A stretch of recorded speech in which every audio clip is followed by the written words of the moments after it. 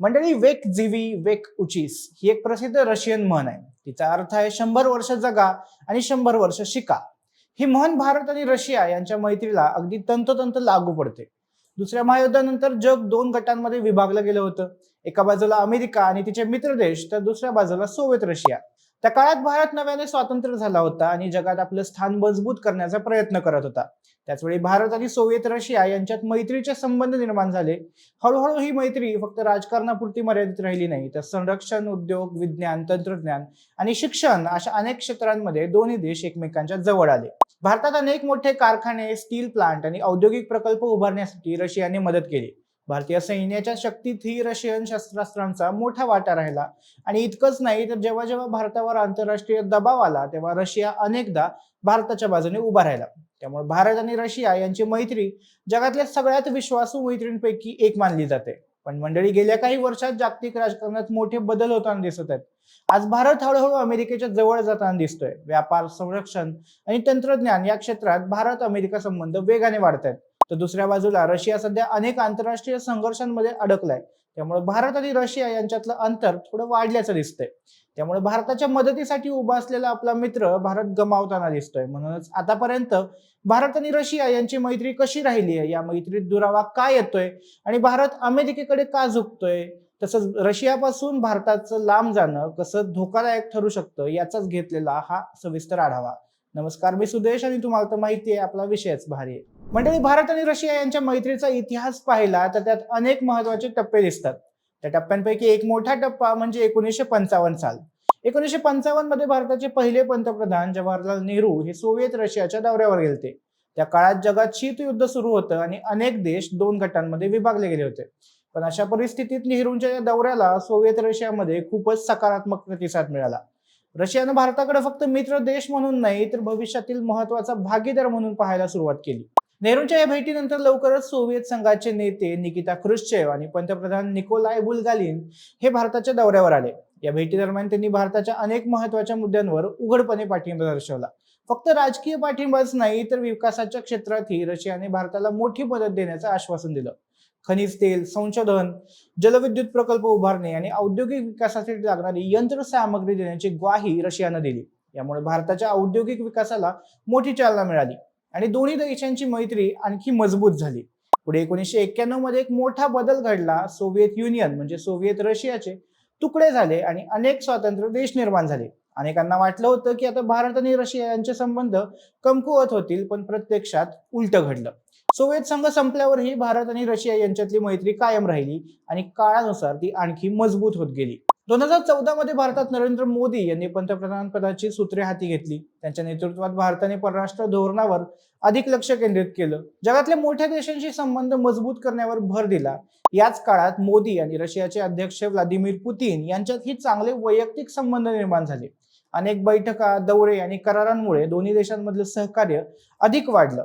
दरम्यान याच काळात रशिया आणि युरोपियन देशांमध्ये संघर्ष सुरू झाला आणि जागतिक राजकारण पुन्हा एकदा बदलायला लागलं.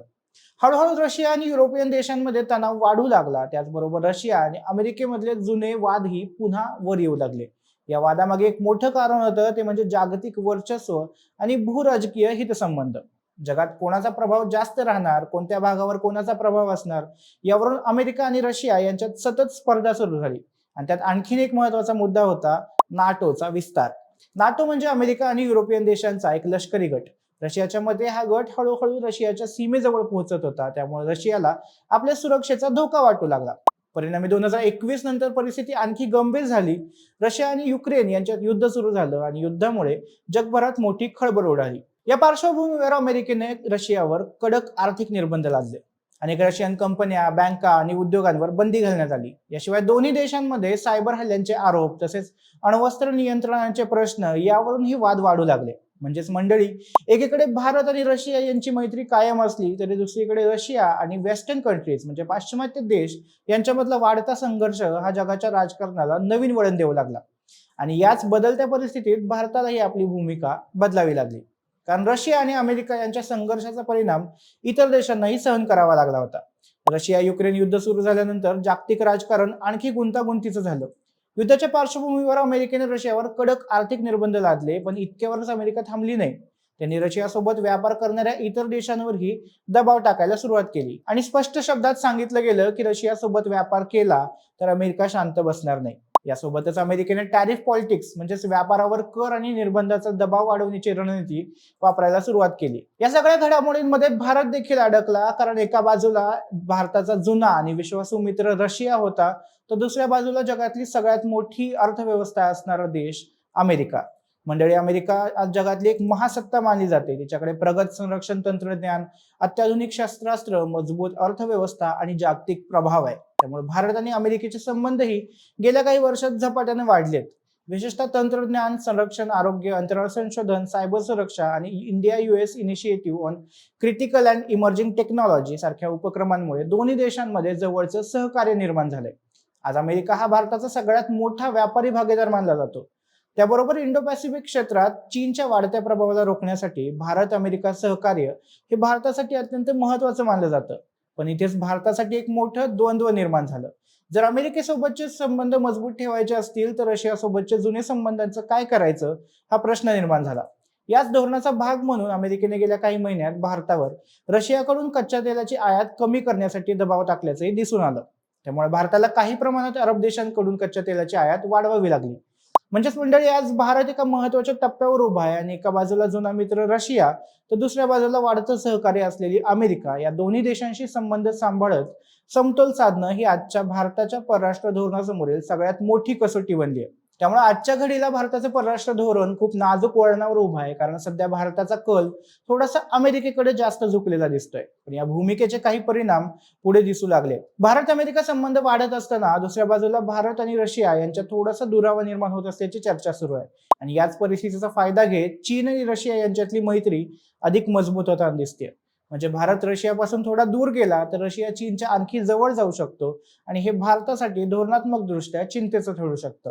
यातच सध्या जगात सुरू असलेल्या इराण इस्रायल संघर्षांमुळे आखाती देशांकडून भारताला मिळणारं कच्चं तेल विस्कळीत झालंय. त्यामुळे भारताला पुन्हा एकदा रशियाकडे मदतीसाठी पाहावं लागतंय. यातून एक गोष्ट पुन्हा स्पष्ट झाली की रशिया भारतासाठी आजही अत्यंत महत्वाचा भागीदार आहे. म्हणूनच आता अनेक तज्ज्ञ आणि राजकीय विश्लेषक असं म्हणताना दिसत आहेत की भारतानं रशियासोबतचे संबंध पुन्हा अधिक मजबूत करण्याची गरज आहे.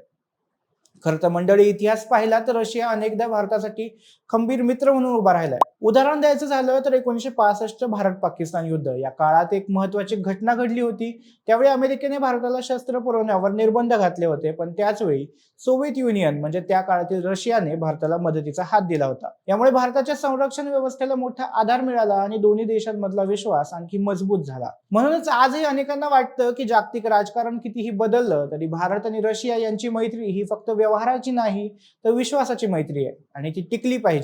बाकी तुम्हाला या भारताच्या भूमिकेबद्दल काय वाटतं हे आम्हाला कमेंट करून नक्की सांगा आणि आपल्या विशेष भारी या YouTube चॅनलला नक्की सबस्क्राईब करा. धन्यवाद.